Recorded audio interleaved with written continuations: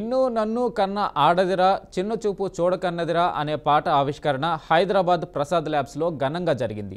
సినీ నటుడు ఆలీ నిర్మాణ సారథ్యంలో వచ్చిన ఈ పాటను దర్శకుడు వెంకటరమణారెడ్డి రూపొందించారు. ఉత్సాహంగా సాగిన ఈ వేడుకకు మంత్రి సీతక్క, బీఆర్కే న్యూస్ ఛానల్ అధినేత బొల్లా రామకృష్ణ ముఖ్య అతిథులుగా హాజరయ్యారు. పాటను సీతక్క విడుదల చేశారు.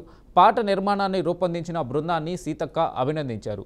రండి రేప్ అనే పదాన్ని చెరిపేద్దాం, మహిళలను గౌరవిద్దాం అని అందరికీ వినపడేలా చేద్దామని పిలుపుతో తెరకెక్కిన ఈ పాట అందరినీ అలరిస్తుందని విశ్వాసం వ్యక్తం చేశారు.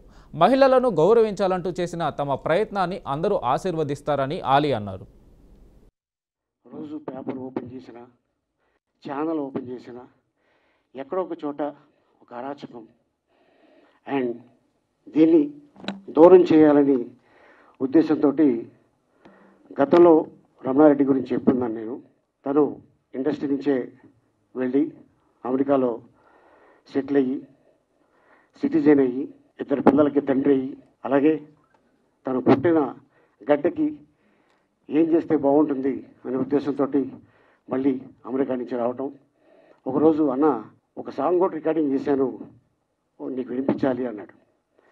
అలాగే రమణ తప్పకుండా వింటాను అన్నాను. మా ఇంటికి వచ్చాడు, తన కారులో కూర్చున్నాను, ఈ పాట వినిపించాడు.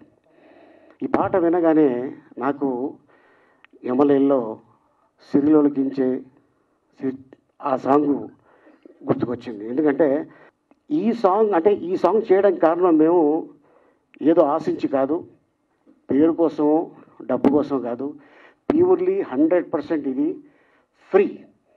అండ్ అలాగే మా కెమెరామెన్ సీను అండ్ అలాగే చాలామంది టెక్నీషియన్స్ చేయడం జరిగింది. అలాగే సీజీ వర్క్ దీనికి ఆల్మోస్ట్ 15 to 20 days తను టైం తీసుకొని చేయడం జరిగింది. వాళ్ళకి కూడా ఈ సందర్భంగా ధన్యవాదాలు చెప్పుకుంటున్నాను. అలాగే బీఆర్కే న్యూస్ అధినేత ఇప్పుడు వచ్చున్నారు. Thank you sir for your support. ఒక అద్భుతమైనటువంటి సందేశంతో సమాజంలో పురుషాధిపత్యం, అదేవిధంగా జరుగుతున్నటువంటి మహిళలపైన జరుగుతున్నటువంటి అఘాయిత్యాలు, అత్యాచారాలు, హత్యలు, అవమానకరంగా చూసేటువంటి తీరు, ఇవన్నింటిని కూడా రూపుమాపాలనేటువంటి ఏకైక లక్ష్యంతో ఒక మంచి స్టోరీతో మరి ప్రజలలో మార్పు రావాలి, యువతలో మార్పు రావాలి,